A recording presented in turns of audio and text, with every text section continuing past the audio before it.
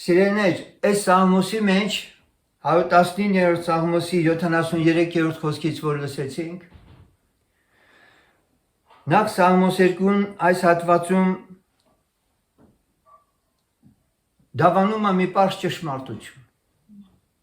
Քո ձեռքերը շինեցին ինձ։ Ես հենց այնպես չեմ հայտնվել։ Բնության էվոլյուցիոն ճանապարհով չեմ հայտնվել, այլ ես ունեմ արարիչ, ես ունեմ ստեղծիչ,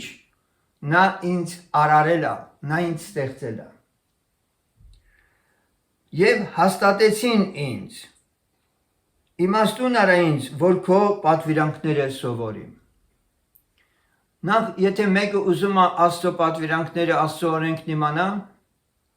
այստեղ մենք լսում ենք, որ նրան պիտի տրվի իմաստություն։ Աստված մարդու միտքը եթե չբացեց, ինչքան ուզում է մարդը կարդա Աստծո խոսքը։ Քեզանից վախեցողները կտեսնեն ինձ եւ ուրախ կլինին,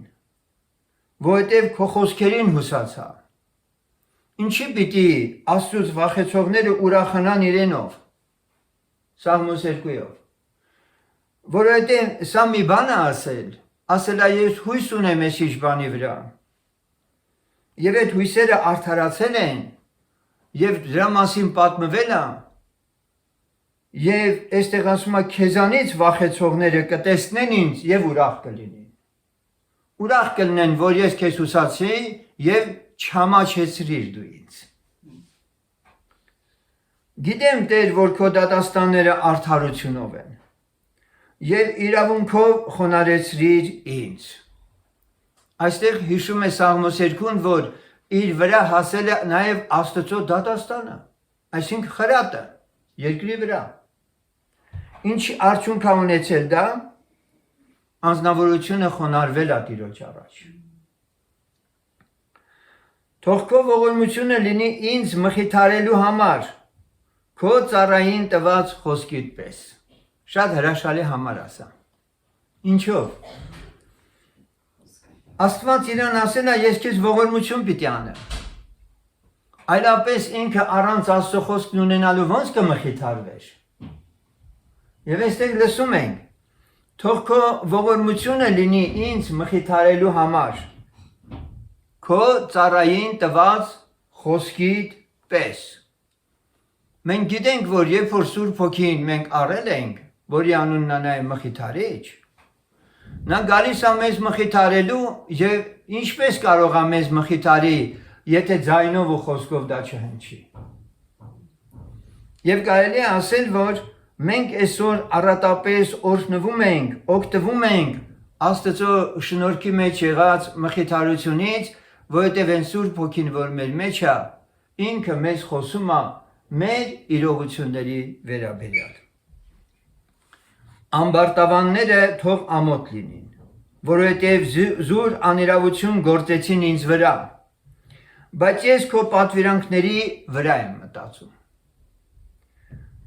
Եվ հետո 79-րդ խոսքի մեջ մենք կարդում ենք. թող ինձ մոտ դառնան քեզանից վախեցողները եւ քո վկայությունները ճանաչողները։ Ինչ է ուզում ինքը, որ Տերիցը վախեցողները, նրա վկայությունները ճանաչողները իր մոտ գան, հավաքվեն իր շուրջը։ Մենք էլ փափագում ենք, որ մեր շուրջը լինեն Աստծուց վախեցողներ եւ նրա վկայությունները ճանաչողներ։ Թող Տիրոջ անունը փառավորվի։ Խոնարհվենք, մեր Աստծո անունը կանչենք, ընտրենք այսօրվա պաշտամունքի համար։ Յուրաքանչյուր աստվածապաշտ, յուրաքանչյուր հավատացյալ բնականաբար իր կյանքն առանց Աստծո խոսքի չի պատկերացնում։ Միևնույն ժամանակ կա մի այսպիսի խնդիր, որից մենք պետք է զգուշանանք, երբ որ ուզում ենք իրապես Աստծո խոսքը կարդալ, հասկանալով, որ առանց Աստծո խոսքի կյանք չկա, դա այն է, որ մարդու համար Աստվածաշնչի կամ Նոր Կտականի ընթերցանությունը մի սովորական բնույթ է կրում եւ պատմություն, որը կարծես ինքը տեղեկացել է եւ կարդում ոնց որ մի հատ ասենք իրողությունների շարք, որոնք տասնյակ տարիներ թերևս ինքը լսել է եւ նորից է լսում դրանք։ Բայց ես ձեզ պիտի ասեմ մի բան, որ ինչքան էլ մարդը երկրի վրա ապրի, ինչքան էլ կարդա Աստվածաշունչ եւ Աստծո խոսքը ընդհանրապես թեկուզ նոր կտակարան, միևնույն է, ոչ մեկը չի կարող ասել, որ ինչ որ տոկոսային բաղադրությամբ իբրև թե Սուրբ գրքից բան հասկացավ։ Միակ բանը, որ կարող է գոնե ընկալած լինի, դա փրկության վարդապետությունն է, որ գոնե Աստծո պահանջը կատարել է, հասկացել է որն է եւ դա ինքը կատարել է։ Սակայն օրինակի համար, երբ որ մենք կարդում ենք Աստծո խոսքը, որ Տեր Հիսուսն ասում է ինձանից սովորեցեք, որ հեզ եմ եւ սրտով խոնարհ։ Տեսեք, մի շատ պարզ հռչակում հայտարարում է ինքը Տեր Հիսուսը, որ մենք պետք է իրանից սովորենք։ Այսպիսով Աստծո խոսքը չի դրված մեզ, որպեսզի մենք կարդալով, ինչպես Հովհաննեսն ասում է, իմանանք, որ Հիսուսն է Քրիստոսը եւ նրան հավատալով մենք կյանք ունենանք։ Այլ նաեւ ասում է, որ մենք պետք է սովորենք Հիսուս Քրիստոսից։ Ուրեմն Աստծո խոսքը մեզ տրված է, որ ամբողջ գիրքը Տեր Հիսուսն ասեց քննեցեք, դրանք իսկ են, որ վկայում են իմ մասին։ Տրված է, որ մենք նաեւ սովորենք Հիսուսից։ Եվ ինչ սովորենք։ Հեզություն եւ խոնարհություն։ Ինչի համար մենք սովորենք հեզություն, խոնարհություն Տեր Հիսուսից։ Վերջում ասում է, որպեսզի մենք հանգիստ առնենք։ Ուրեմն եթե այս անխաղաղ, տագնապալի, չար օրերի մեջ, այս աշխարհի մեջ մենք կարողանանք մշտապես պահպանել մեր խաղաղությունը, մեր հանգստությունը, մենք միշտ պիտի հիշենք մի բան։ Հիսուս Քրիստոսի օրինակին պետք է հետևենք։ Եվ երբ որ մենք ասում ենք Հիսուս Քրիստոսի օրինակին հետևել, սա մի հատ ընդհարցակ մի կյանքի այդպես նմուշ է մեր առջև դրված։ Ցավոք սրտի հավատացյալները ուշադիր չեն սրան, որ տառացիորեն է նշանակում սովորել Հիսուսից։ Այսինքն նշանակում է սա, ինչպես է ապրել ինքը երկրի վրա, ինչպես է խոսել, ինչ է արել ինքը։ Եվ մեր նպատակն է այսօր, որպեսզի իրականում մի հատ մեր անձերը քննելով նայենք Աստծո խոսքի մեջ եղած Տեր Հիսուս Քրիստոսի կերպարին, նրա ընթացքին եւ մեզ տրված հավատքի չափով մենք նմանվենք իրեն, որովհետեւ գրվածն ասում է այդպես, որ մարդիկ օրինակ Պողոս առաքյալը ինքը ուրիշ նմուշ չուներ նմանվելու։ Նա ոչ Պետրոսին էր ուզում նմանվեր, իրենից առաջ եղած առաքյալներին, ոչ Հովհաննեսին, ոչ մյուսին, բայց ասում է ինձ նմանվեք, ինչպես ես էլ Հիսուս Քրիստոսին։ Այսպիսով մեկ բառով եթե մենք ասենք Տեր Հիսուսին նմանվելը մեզի սուրբ կանի, ամեն։ Եվ քանի որ Աստվածաշունչը մեզ ասում է այդ մասին, եւ Աստծո նկատմամբ նախանձավորությամբ լցված յուրաքանչյուր անձ ջանք է անում Աստծո առջև սուրբ լինել, քանի որ սա նրա պահանջն է սուրբ լինել, ինչպես եւ ինքն է սուրբ։ Հետևաբար, սեներ, մենք պետք է ուշադրություն դարձնենք դարձյալ մեր սիրելի Փրկչին, որովհետև նա է մեր միակ օրինակը սրբության։ Ամեն։ Հոմանու 17-րդ գլխի 17-ից 19 համարները պիտի ընթերցեմ։ Նրանց սուրբ արա քո ճշմարտությունովը, քո խոսքը ճշմարտություն է։ Ինչպես դու ինձ ուղարկեցիր աշխարհ, ես էլ նրանց ուղարկեցի աշխարհ։ Եվ ես նրանց համար իմ անձը սուրբ եմ անում, որ նրանք էլ ճշմարտությունով սրբված լինեն։ Մենք այս հատվածի մեջ լսում ենք, որ Տեր Հիսուսը ասում է. ես նրանց համար իմ անձը սուրբ եմ անում։ Ինչպես հասկանալ, Հիսուսը իր անձը սուրբ է անում, իսկ միթե դրա կարիքը կա։ Չէ որ հենց ինքն է սրբությունը։ Բայց պարզվում է, որ ինքն ասում է այդ մասին, որ ինքը իր անձը սուրբ է անում նպատակով, որ նրանք էլ ճշմարտությամբ սրբված լինեն, այսինքն իրեն ընդունողները։ Այստեղ մենք պիտի բացահայտենք մեր համար, որ խոսում է Հիսուս մարդը։ Մենք գիտենք, որ Հիսուսը երկու բնություն ունի, եւ աստվածային, եւ մարդկային։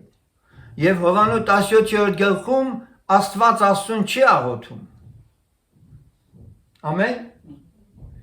Հովանու 17-րդ գլխում, որ շատերը ասում են քահանայապետական աղոթք,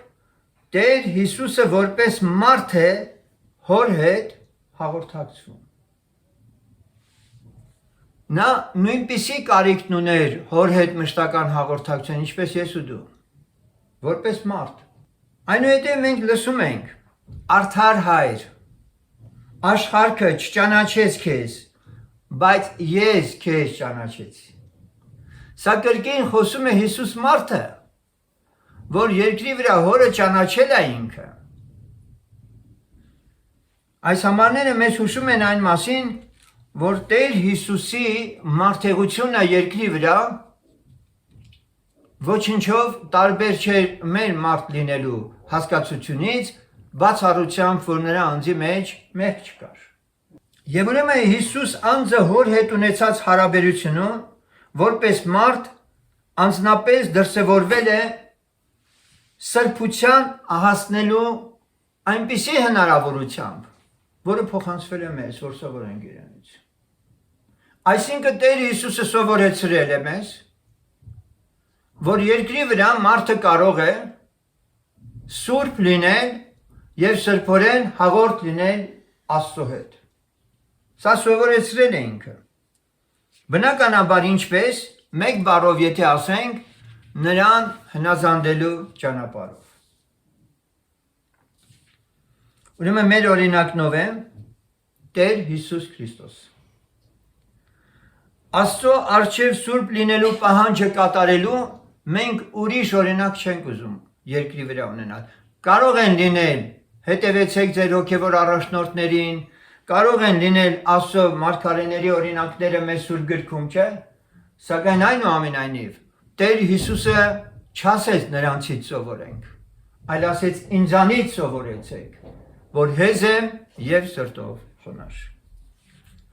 Հետևաբար եկեք հետևենք մեր սիրելի Փրկչի օրինակին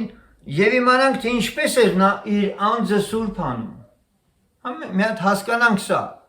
Հիսուսն ասում է, ես իմ անձը սուրբ եմ անում։ Ես իմ անձը սուրբ եմ անում։ Եվ այս ամենը հասկանալու բանալին նույն Հովանու 17-18-րդ խոսքում է։ Խնդրում եմ ուշադիր լսեն։ Ինչպես դու ինձ ուղարկեցիր աշխարհ, ես էլ նրանց ուղարկեցի աշխարհ։ Եվ ես նրանց համար իմ անձը սուրբ եմ անում, որ նրանք էլ ճշմարտությունով սրբված լինեն։ Այսպիսով մեր վերևից գնանք արդեն համարը նայենք։ Ինչպես դու ինձ ուղարկեցիր աշխարհ։ Հայրը որդուն ինչի համար ուղարկեց աշխարհ, որպեսզի մարդկությանը փրկեր իր մեղքերից, չէ՞։ Հետևաբար Աստված հայրը իր որդուն երբ որ ուղարկեց աշխարհ, նրան հանձնարարական էր տրված, նրան խոսք էր ասված, որպեսզի ինքը հոր հանձնարարականն ու խոսքը երկրի վրա կատարի։ Եվ մենք համոզված ենք, որ ինքը հենց Տեր Հիսուս Քրիստոսն էլ հանդիսանում է Աստծո բանը, խոսքը, բանը մարմին ակավ եւ եկավ աշխարհ, եւ նրա փառքը տեսանք ինչպես միածնի փառք։ Այսպիսով, եթե մենք հասկանում ենք, որ Տեր Հիսուսը ասում է, որ ինչպես իմ հայրը ուղարկեց աշխարհ, եւ նաեւ ինքն իր աշակերտներին ասում է, որ այնպես էլ ես եմ ձեզ ուղարկում։ Սա ինչ է նշանակում, որ եթե հայրը իր խոսքն է տվել Հիսուսին, որը բերել է մարդկության համար, հիմա էլ որդին իր խոսքը պիտի տա, ինչպես դու ուղարկեցիր, այնպես էլ ես եմ ուղարկում, չէ՞ ասեց Հիսուսը։ Հիմա ինքն էլ բան ունի ասելու մեզ, ինքն էլ բան ունի աշակերտներին տալու։ Նա իր խոսքն է տվել աշակերտներին։ Եվ ասել գնացեք ինչ արեք, հրճակեք աշխարհով մեկ։ Որովհետև այն խոսքը, որ ինձ տվիր, ես նրանց տվի։ Եվ նրանք ընդունեցին եւ ճշմարտությամբ իմացան, որ քեզանից դուրս եկա եւ հավատացին, թե դու ուղարկեցիր ինձ։ Այսպիսով մենք տեսնում ենք, որ Տերը ասում է, որովհետև այն խոսքը, որ ինձ տվիր, ես նրանց տվի։ Ես նրանց տվեցի այդ խոսքը։ Եվ այստեղ հենց կայանում է այն ամենակարևոր գաղափարը, որ Տեր Հիսուսն ասում է, որ ես նրանց համար իմ անձը սուրբ եմ անում։ Դա նշանակում է, ես նրանց համար իմ հոր կողմից ուղարկած խոսքն եմ կատարում։ Հետևաբար, երբ ինչպես հայրն է ուղարկել իրան, այնպես էլ ինքն է ուղարկում աշակերտներին, նա դրանով ինչ է ուզում ասել, որ եթե դուք էլ իմ խոսքը կատարողներ լինեք, դուք էլ ձեր անձերը սուրբ կանեք։ Ամեն։ Եթե դուք իմ խոսքը կատարողներ լինեք, դուք էլ ձեր անձերը սուրբ կանեք։ Այսպիսով, քանի որ հայրը որդուն առանց խոսքի չուղարկեց աշխարհ, նա բարի լուր ավետիս հաղորդեց ողջ աշխարհին, Հիսուսի ծննդյան պահից ի վեր հիշում ենք հրեշտակներ երևացին հոյուներին, փառաբանեցին Տիրոջը, որ այցելության է եկել ժողովրդին փրկելու։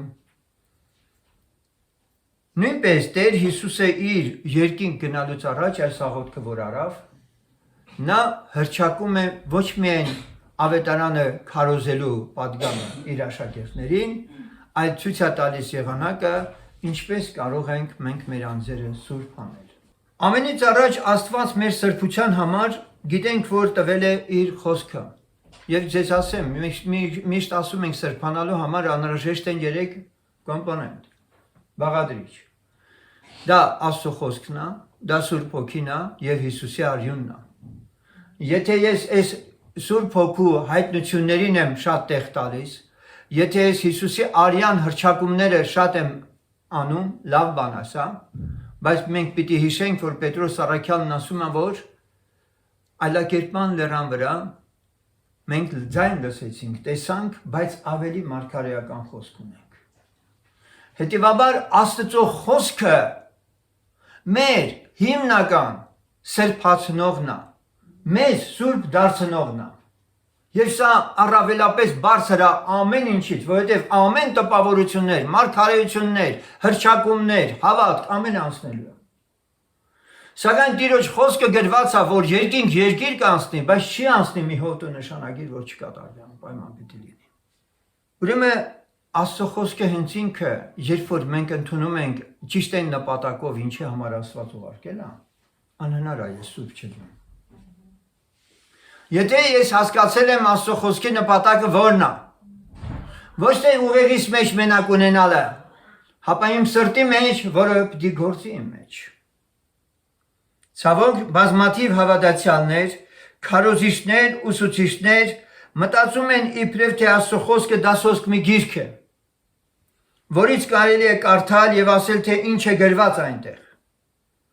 Սակայն երբեք մտահոգ չեն այն բանում, որ այդ խոսքը պետք է կիրառական լինի նախ սեփական կյանքում, որ դա պահանջ է դնում մեր առջև։ Եվ դա հրամայական է, որ ես այդ խոսքի մեջ ապրեմ ու կատարեմ։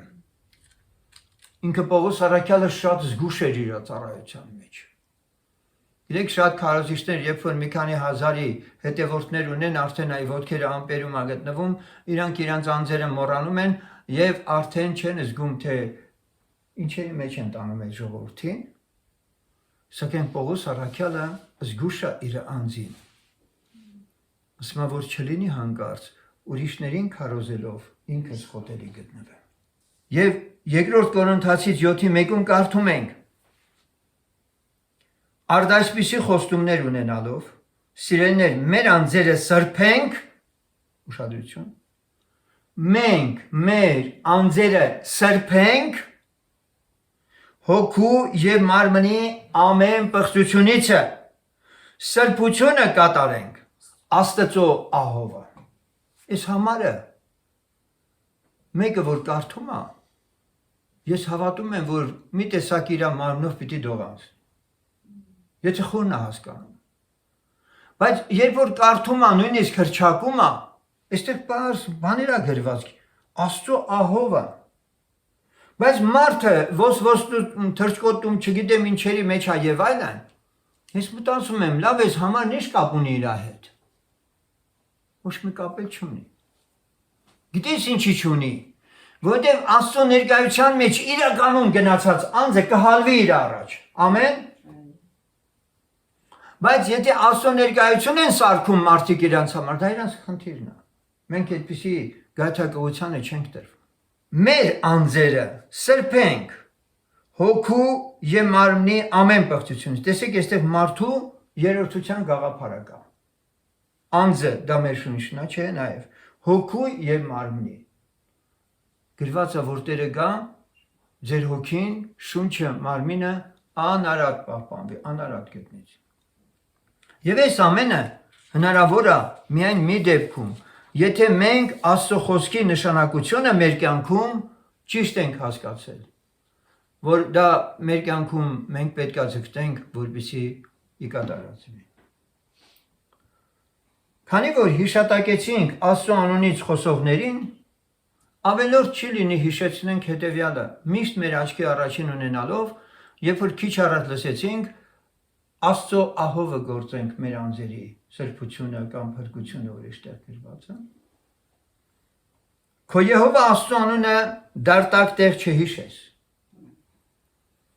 Որովհետև Եհովան իր անունը դարտակ տեղը հիշողին անպատիժ չի թողի։ Ելից 27-ը։ Մենք ինչ ենք հասկանում այստեղ։ Որ Աստված երբեք չի ուզում, որ մարդն իր շուրթերով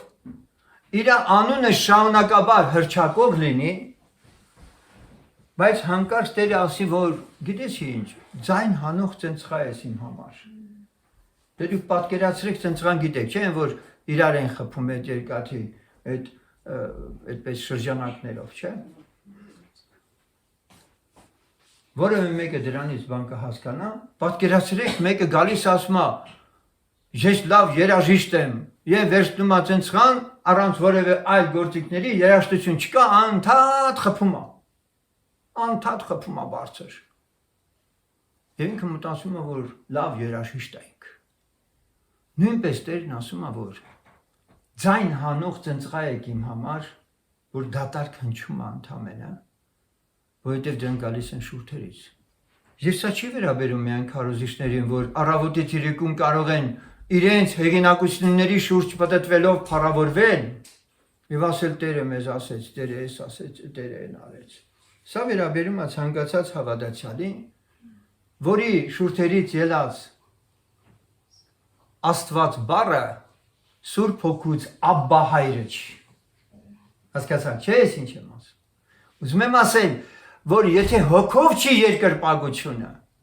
մնացածը Տիրոջ առաջին շնչավոր եւ մամնավոր երկրպագության այսպես դրսևորումները։ Հակոբոս առաքյալը 3-րդ գլխի 1-ում ասում է. Շատ վարդապետներ մի լինիք եղբայրքս, գիտնալով, որ մեծ դատաստան պիտի ընդունիք։ Դուք պատկերացնում եք, ավելի մեծ դատաստանի է արժանանում նա, որը Աստծո անունից խոսում է եւ մոլորեցնում ժողովրդին, քան շնացող նպորնիկ։ Երբ որ մենք նայում ենք Աստծո խոսքին, Պողոս առաքյալը Կորինթոսի եկեղեցում տեղի ունեցած այն ծանր հանցանքն այնքան չի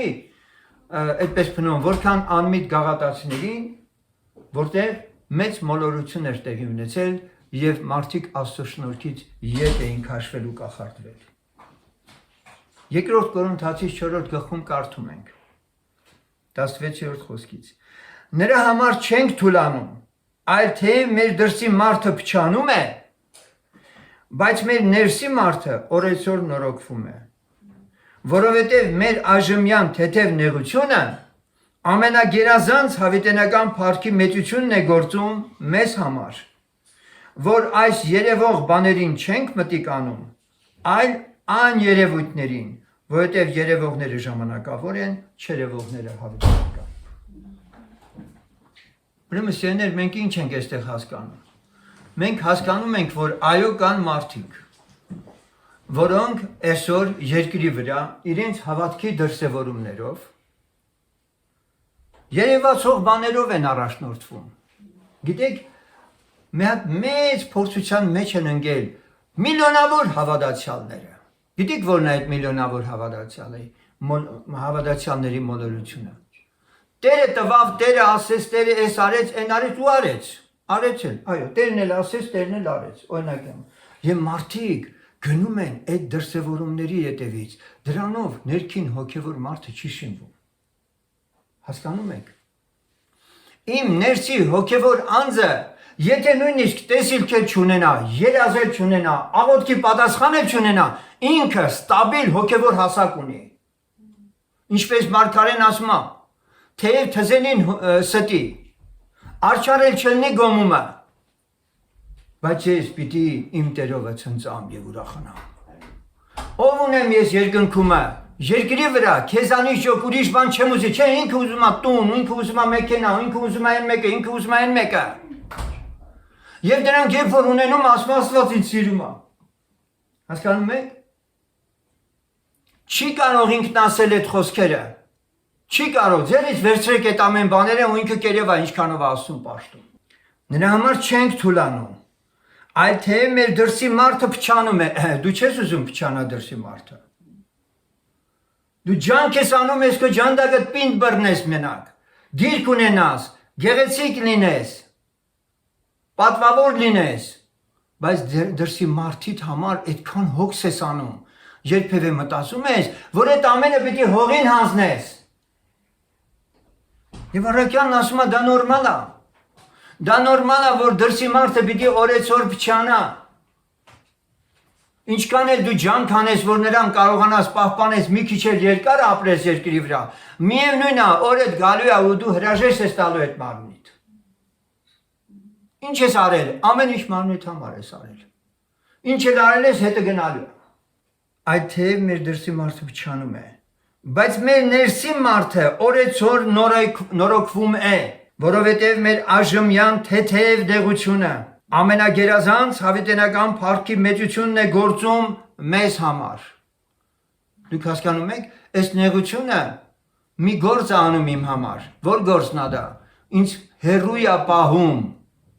աշխարհից, ինձ հեռու է պահում խաբկանքներից ու մոլորություններից, դրա փոխարեն հավիտենական փառքի մեծություն կա պահպանված երկնքում, հավիտենական փառքի մեծություն։ Ինչու՞, որովհետև մենք երևող բաներին մտիկ չենք անում, այլ աներևույթներին։ Մեզ երևացող բաներով մի փորձեք գայթակղել ու խաբել։ Մենք վաղուց դրանցից հրաշալվել ենք։ Երևողները ժամանակավոր են, իսկ չերևողները հավիտենական։ Սիներ, Ենովքը Աստծո հետ վարվեց։ Միջև ջերհեղեղ եղած մարդկանց մի քանի անուններ կան, չէ՞ գրված։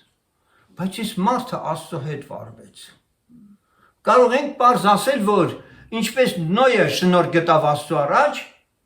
մինչև ջերհեղեղ Ենովքի պես մարդ չի եղել։ Նա միակն է եղել, որ Աստծո հետ է վարվել։ Աստծո հետ է վարվել։ Սամվել մարգարեն Տիրոջ եւ ոչ մի խոսքը, որ հնչել է իր ականջներին, գետին չգցեց գրված է։ Սամվել մարգարեն Տիրոջ խոսքը գետին չի գցել։ Եվ վերջապես շատ հրաշալի մի խոսք, որ Հոբն է ասում։ Հոբը նույնպես մի անձնավորություն էր, 23-րդ գլխի 11-ում լսում ենք։ Նրա քայլումը պինդ էին ոտքը, նրա ճանապարհները պահել եմ եւ չեմ մոլորվում։ Նրա քայլումը պինդ է իմ ոտքը։ Կարող ես այսպես ասել։ Նրա քայլումը պինդ է իմ ոտքը։ Սաղմոսներից մեկում, եթե չեմ սխալվում, 65-րդ սաղմոսն է, գրված է. Քո հետքերը պարարտություն են կաթեցնում։ Քո հետքերը, այսինքն երբ Տերը գնում է եւ իր ոտքը որ դնում է այդ կրունկներին, եթե դու հետևում ես, մենք երկի մեջ չէ լսեցինք այդ մասին, որ մենք ուզում ենք Տիրոջը հետևել, չէ, Տիրոջ քայլերին,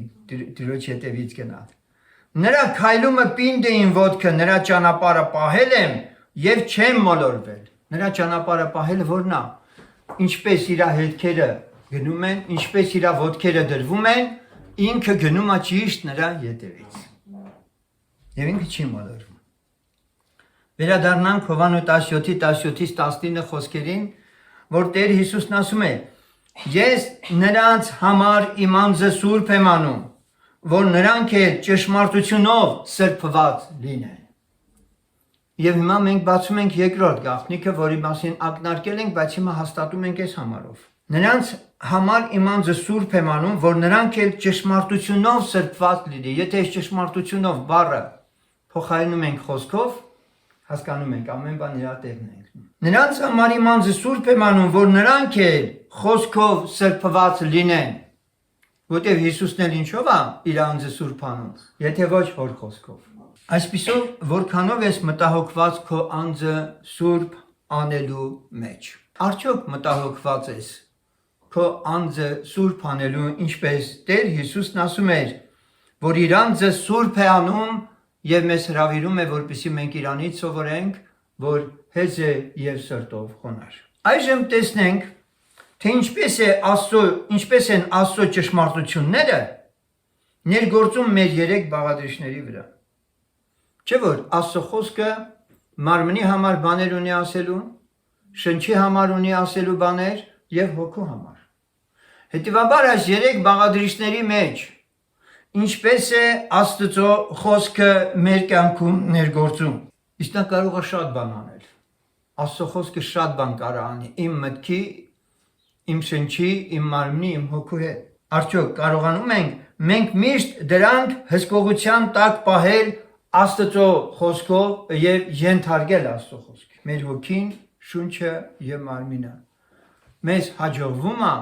հնազանդեցնել Աստծո խոսքին, որովհետեւ երբ կարդում ենք, որ պետք է անձերը մեր սուրբ անենք, ինչպես Հովհաննեսն ասում է, որ նրանք, որ Աստվածանից են ծնված, իրենց անձերը պահում են եւ չարը չի մոտենում։ Հիմա կարողանում ենք մենք միշտ հսկողության տակ պահել մեր հոգին, շունչը, մարմինը Աստծո խոսքի ենթարկել նրան։ Պողոսն ասում է, որ նա ինչ անում, մարմնի հետ ոնց հավարվում ինքը։ Հիշում եք։ Ճնշում է։ Տերը շատ օգնի։ Այլ մարմինը ճնշում է։ Իմ մարմինը ճնշում է եւ նվաճում։ Եվ որ միգուցե ուրիշներին քարոզելով ինքս անպիտան գտնվի։ Երկրորդ Կորինթացից 9:27։ Մարմինը շատ պահանջներ ա դնում։ Պահանջներ, ցանկություններ, կարիքի մասին չեմ խոսում։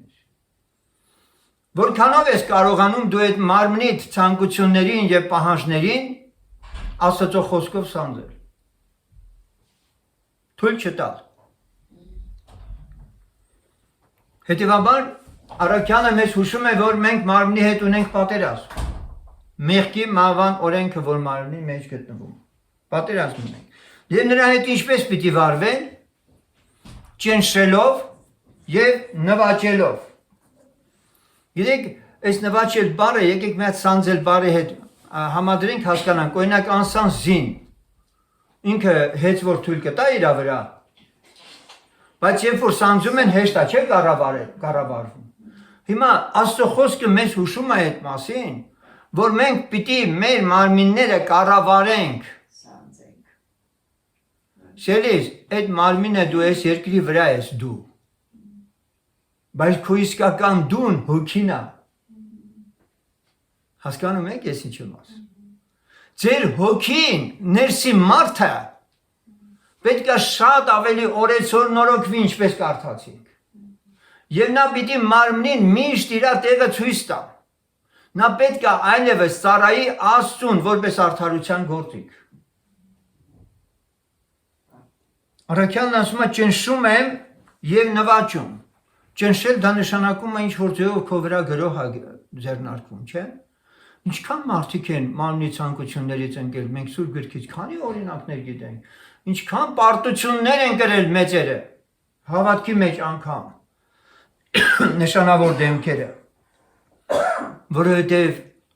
չեն ճնշել իրենց մարմինը եւ չեն նվաճել։ Հաջորդը ինքը Առաքյալն ասում է. արժան եղածից ավելին չխորհե, Հաճախ մեր շունչը, մեր միտքը, մեր բանականությունը Աստծուց առաջ է անցնում։ Մարդիկ այնպիսի ֆանտաստիկ մեկնություններ են անում Աստծո խոսքից արդեն։ Այնպիսի մտքեր են արտահայտում, որ ոչ խեղճ Պողոս առաքյալն է տենց բան ասել, ոչ էլ Տեր Հիսուսը։ Արժան եղածից ավելին չխորհել։ Որովհետև Աստծո շնորհքով, որ ինձ տրված է, ասում եմ ձեր մեջ ամենին, բան չմտածել նրանից ավելի, քան թե արժան է մտածել, բան չմտածել ավելին, քան թե արժան է մտածել։ Երբևէ քեզ հարց տվել ես, քո շնչիդ հետ, մտքիդ հետ, մտածելուդ մեջ սահմանները գիտես, ինչ է պետք մտածել, ինչ չի պետք մտածել։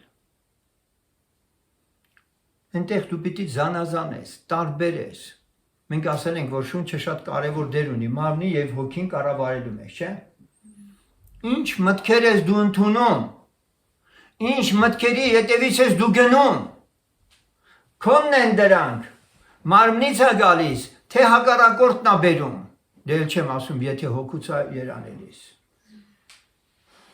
Այսինքն պետք է զանազանել։ Բան չմտածել նրանից ավելի,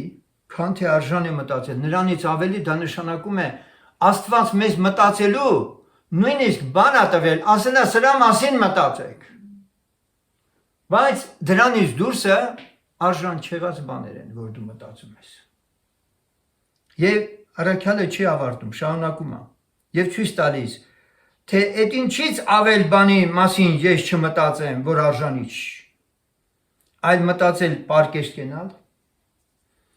ինչպես որ Աստված ամեն մեկին հավատքի չափը բաժանեց։ Պարկեշտ կենալ։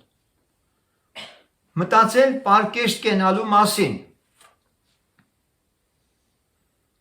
Եվ վերջապես մենք այս լսեցինք շնչի վերաբերյալ։ Հոգու վերաբերյալ Հռոմեացիս 12:11-ն ասում է Պողոս առաքյալը հետևյալ խոսքերով.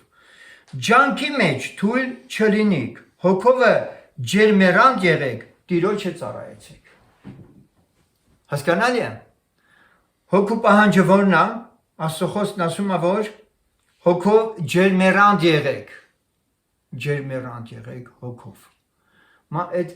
էնտուզիազմն է էլի մարդու, հասկանալի է, սա մարմինը կարա ինքն էլ լինի ջերմերանդ, շունչն էլ կարա ջերմերանդ լինի, ամեն ինչում իրան, այն կոպիտ ասած իրան իմաստունի տեղ դրած, կոտրած այն գտալի պես իրան քչում է, չէ, մի միտք էլ ինքն է ուզում ասի, չէ, այսպես ասած, ջերմերանդ է, ուզում է իրան դրսևորի, մարմնով էլ կան ջերմերանդներ, որ առավոտից իրիկուն ընդամենը իրենց մարմինն են մարզում, որպեսզի իրենց մարմնով հպարտանան, չէ՞, հետեք, բայց ասում է հոգով ջերմերանդ եղեք, հոգով ջերմերանդ եղեք և շարունակություն, եթե չլներ, մենք էլ կհասկանայինք, որ դե ինչ կա, մարդը հոգով էլի ջերմերանդ կարել են, բայց ոչ, Տիրոջը ծառայեցեք, նպատակը քո հոգով ջերմերանդ լինելու, Տիրոջը ծառայելը պիտի լինի, ոչ թե հրամաններ տալը,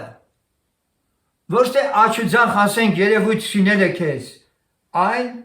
ծառայելը։ Հոգով ջերմերանդը Տիրոջը ծառայողն է։ Առաքյանը շատ ավելի կոմպակտ ձևով ընդհանուր հոգու շնչի և մարմնի համար ասում է հետևյալը, Կողոսացից 1:10, որ դուք գնաք ինչպես արժան է Տիրոջը։ Պարզվում է, որ Տերը սահմանել է, թե ինչպես պիտի գնամ և դա է համարելու, արժանի կերպով եմ ես գնում, թե չեմ գնում։ Որն է դա։ Ամեն բանի մեջ հաճո լինելով նրան։ Սա արժանի է, Աստծո ուզածը սա է, որ ամեն ինչում մենք իրան հաճեցնենք։ Ինչ ուզում ես ասա, ինչ ուզում ես արա, նպատակդ մեկը թող լինի, որ Աստված հավանի, Աստծուն հաճեցնես դու։ Ամեն բարի գործով պտղաբեր լինիք, շատ լավ է։ Հաճելի լինել Աստծուն, բարի գործերով պտղաբեր, սա երկրորդն էր, և երրորդ, աճեք Աստծո գիտության մեջ։ Սա ինչ է նշանակում Տիրոջը արժանի կերպով գնալ։ Նորից կրկնենք։ Տիրոջը արժանի կերպով գնալ նշանակում է ամեն բանի մեջ հաճո լինել նրան, ամեն բարի գործով պտղաբեր լինել եւ աճել Աստծո գիտության մեջ։ Եվ եթե մենք իսկապես այս կյանքի մեջ մեր նպատակը դա ենք դարձնում սեներ, մենք կարող ենք շատ հստակ քիչ առաջ որ լսեցինք այդ խոսքերը, ասել, որ մեր ոտքերը պինդ են Տիրոջ ճանապարհների մեջ։ Որովհետև այս քայլերը, որ Աստված ասում է իր առջև մենք պիտի ունենանք, հետևում ենք դրանց, հաճելի լինել Աստծուն, բարի գործերով պտղաբեր լինել եւ նաեւ Աստծո գիտության մեջ աճել, մեզ երբեք ամոթով չի թողնելու։ 26-րդ Սաղմոսն եմ ուզում լսենք, այստեղ էլ շատ օրհնյալ խոսքեր կան, ուզում եմ որ այս Սաղմոսն էլ լսենք, Դավթի Սաղմոսն է։ Իրավունք արա ինձ, որովհետև ես անարատությունով գնացի։ Եվ Տիրոջը հուսացա, ես չեմ սասանիլ։ Փորձիր ինձ Տեր եւ քննիր ինձ, փորձիր իմ երիկամունքները եւ իմ սիրտը, որովհետև քո ողորմությունը իմ աչքի առաջին է եւ ես քո ճշմարտությունումն եմ գնում։ Ես ունայն մարդկանց հետ չեմ նստում եւ կեղծավորների հետ չեմ գնում։ Ես ատում եմ չարերի ժողովքը եւ ամբարիշտների հետ չեմ նստում։ Լվանում եմ ձեռքերս անմեղությունով եւ քո սեղանի 4 կողմովը պտույտ եմ տալիս ով Տեր, որ օրհնության ձայնը հնչեցնեմ եւ քո ամեն սքանչելիքները պատմեմ։ Ով Տեր, ես սիրում եմ քո տան բնակությունը եւ քո փառքի բնակվելու տեղը։ Մի կորցնիր իմ անձը մեղավորների հետ եւ իմ կյանքն արյուն թափող մարդկանց հետ, որ նրանց ձեռքերում աներավություն կա եւ նրանց աչքը լցված է կաշառքով։ Բայց ես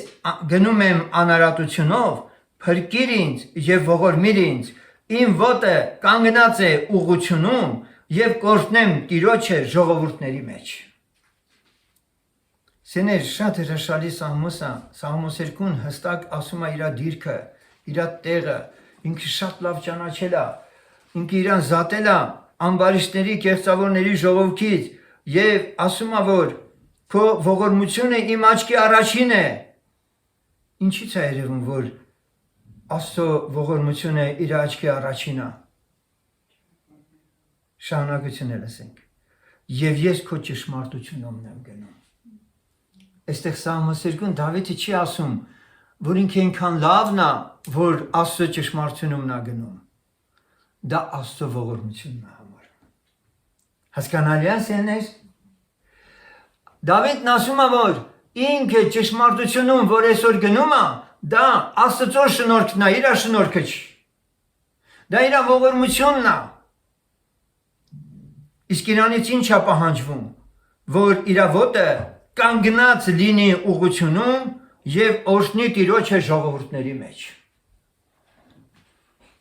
Մենք փառաբանում ենք մեր Աստծուն սրա համար, որովհետեւ համոզված ենք, վստահ ենք, որ այն ինչ որ խոսում ենք եւ այն ինչի մեջ ուզում ենք ապրել, դա մերը չի, դա Աստված է արել մեր կյանքում։ Եկեք մեր սրտերում ասենք փառք ես Տեր, որ քո ողորմությունն է, որ այսօր այս ճշմարտությունում է ես քայլում եմ։ Եվ սա շատ լավ կլինի, երբեք չես հպարտանա։ Միշտ տեղ կթողնես, որ Տերը քեզ ավելի աճեցնի, ավելի պտղաբեր անի, եւ ամեն փառքերը դու միշտ կուղես իրան, եւ քո հեզությունն էլ կերևա, քո խոնարհությունն էլ կերևա։ Ինչու՞, որովհետեւ դու կամեցար եւ Աստված քո կյանքում այդ ամենը անում է։ Թող Տիրոջ անունը փառավորվի։ Եկեք սրտանց փառավորենք, խոնարհվենք Տիրոջը կանչենք։